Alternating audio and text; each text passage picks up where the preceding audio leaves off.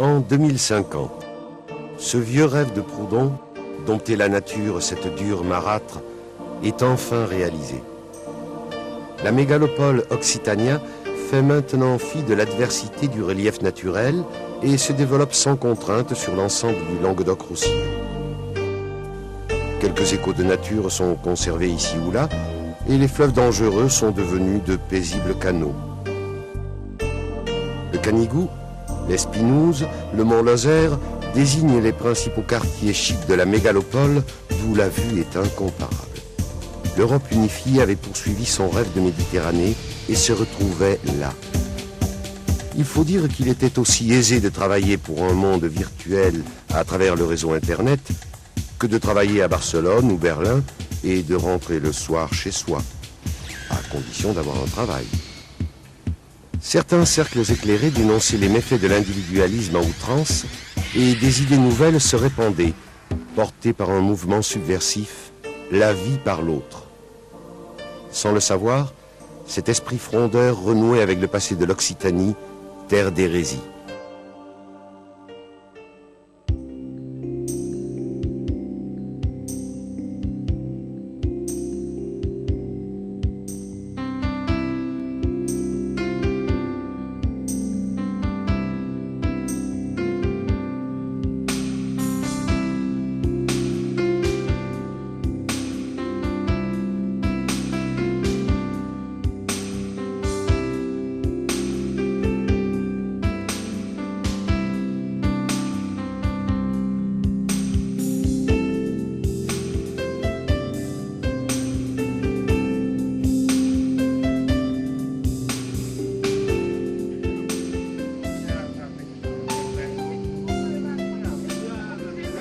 Les voies de communication et l'urbanisation en Languedoc-Roussillon sont le résultat de siècles d'histoire. L'implantation, la forme et le développement des villes ne sont pas dus au hasard, mais résultent de contraintes économiques, géographiques, sociales et politiques. De même, l'organisation des axes de communication entre ces villes est facteur d'échange pouvant créer des équilibres, mais aussi des disparités.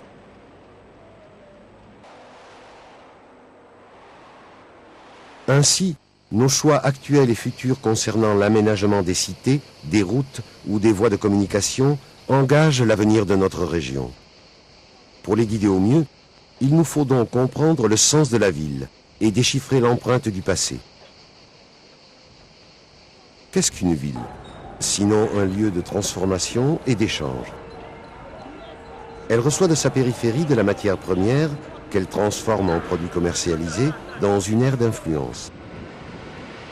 Au passage, cette activité économique crée de la valeur ajoutée et des services. La richesse de la ville s'accroît avec son aire de rayonnement et l'ouverture des marchés.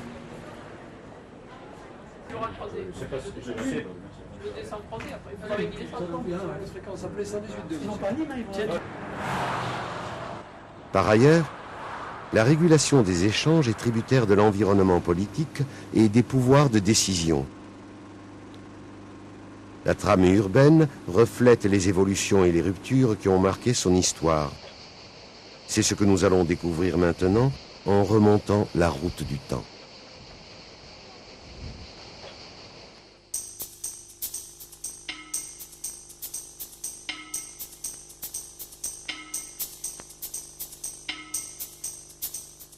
Anserune est un des plus puissants oppidums de l'âge du fer qui offre une image brouillée. Par son apparence, c'est un lieu clos, fortifié, perché sur les hauteurs et à l'abri des routes. Pourtant, ce fut une puissante place commerciale qui assura le lien entre l'arrière-pays et les comptoirs phocéens d'Agde et de Marseille. Le commerce se faisait avec Athènes, puis progressivement avec l'Italie. Sa population cosmopolite et le plan en damier des rues étaient représentatifs de l'urbanisme des cités méditerranéennes.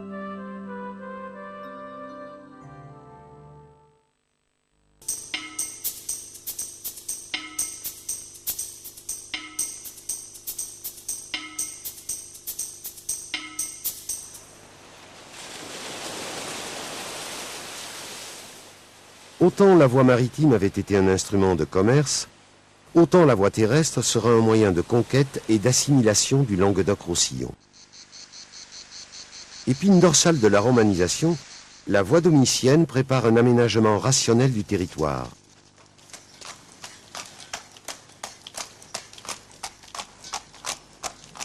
De part et d'autre de la voie, les terres cadastrées et divisées sont distribuées aux vétérans des légions. Cette trame rurale est encore lisible dans le cadastre actuel. Les villes jalonnent le parcours selon une logique d'étapes régulières. Les mieux placés au point de convergence des voies transversales tirent avantage de cette situation et se parent de monuments, symboles de l'intégration au monde romain. Tite-Live appelle cette province narbonnaise le boulevard de la latinité.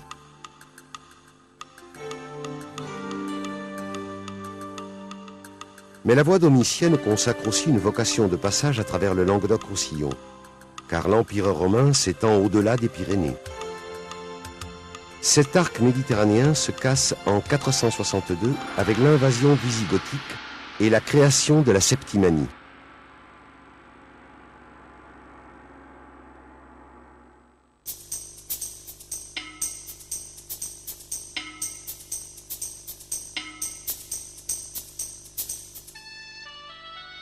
Le Moyen Âge est marqué par la dualité des pouvoirs religieux et laïques. L'Église du Moyen Âge est un espace d'innovation dans un monde en crise, et les abbayes fondées par différents ordres religieux sont de formidables outils de mise en valeur économique et d'aménagement du territoire.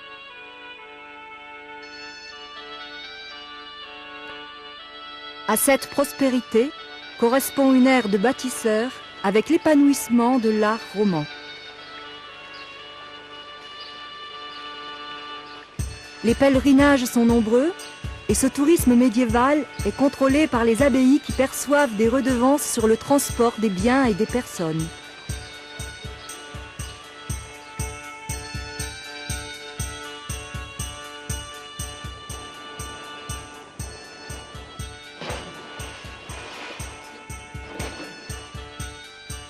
Le pouvoir temporel, quant à lui, éclate entre les mains d'une multitude de pouvoirs seigneuriaux à l'esprit batailleur.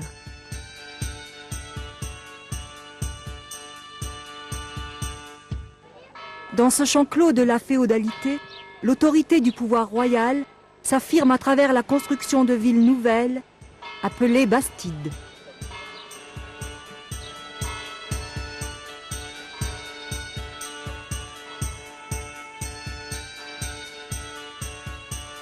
À l'opposé, d'autres cités se développent suivant un plan parfaitement concentrique. Ce sont les circulades, symboles de repli ou de rayonnement.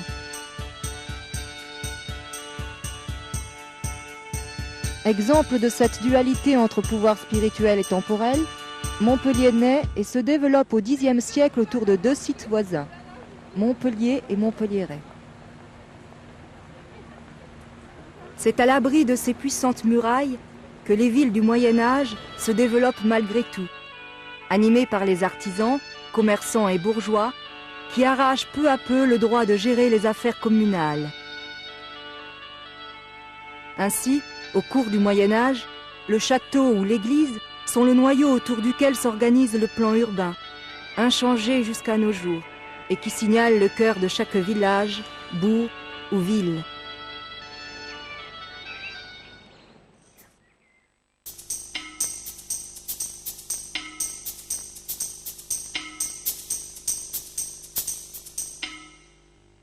La mise au pas des pouvoirs médiévaux et l'intégration du Languedoc au royaume se réalisent sur un fond de conflits politico-religieux.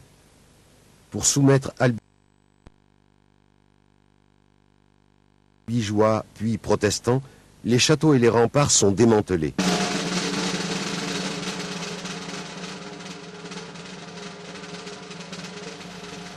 Mise à nu, la ville est sous la haute surveillance de forteresses à la Vauban.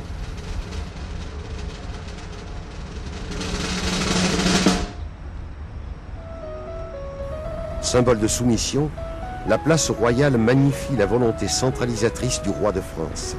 et consacre le devenir de capitale régionale de Montpellier, où siège l'intendant du royaume. L'implantation des pouvoirs de l'Ancien Régime contribue au nouvel équilibre du réseau urbain languedocien. Parlement à Toulouse, primat du Languedoc à Narbonne, accueil des États du Languedoc à Pézenas. Sous l'autorité de l'administration, un véritable projet d'aménagement du territoire permet une remise en ordre économique. Les voies de communication sont réaménagées. De nouveaux axes sont créés.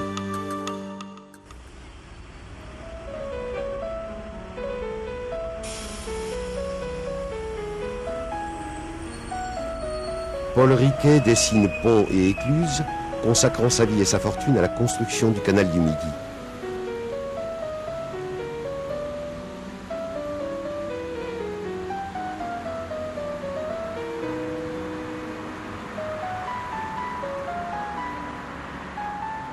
Le commerce maritime renaît avec la création du port de Sète. L'ouverture de nouveaux débouchés stimule la production agricole et industrielle. L'industrie textile vit son âge d'or. Travail de la laine, comme ici à la manufacture royale de Villeneuve. Tissage de la soie dans de nombreux ateliers régionaux.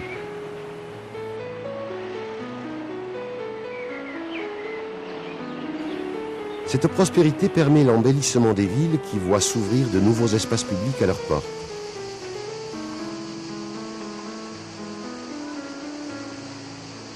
L'émergence d'une bourgeoisie enrichie, le besoin de réformes et la circulation d'idées nouvelles conduisent à la chute de l'Ancien Régime. Un nouveau cadre administratif se dessine au lendemain de la Révolution, celui de la départementalisation. Découpage plus géographique qu'économique, c'est une redistribution des cartes qui égalise les chances de chaque ville du Languedoc.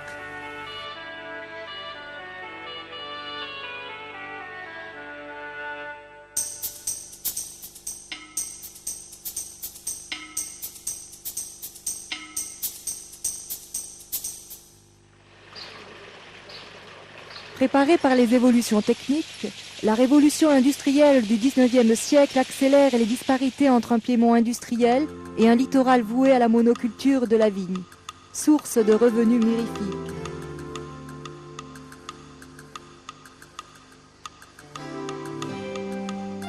L'avènement du chemin de fer permet maintenant le désenclavement et l'exploitation compétitive des bassins houillers, suscitant appel de main-d'œuvre et villes nouvelles.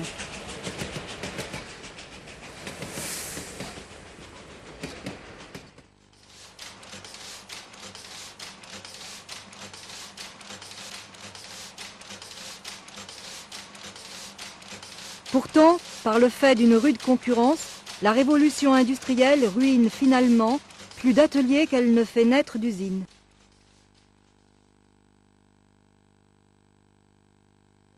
Aussi, ces villes du Piémont ne peuvent plus absorber un exode rural accru qui va profiter aux villes du littoral.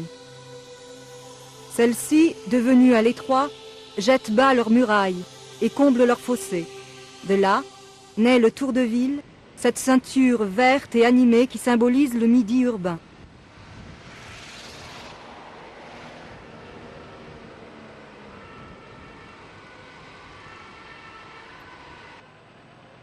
Autre pôle d'attirance, le chemin de fer met en scène la gare et ses infrastructures techniques. L'avenue de la gare conduit au nouveau faubourg. Promue nœud routier et ferroviaire, la ville devient un espace lacéré par des réseaux dévoreurs d'horizontales. Une ère de bouleversement rapide s'annonce maintenant.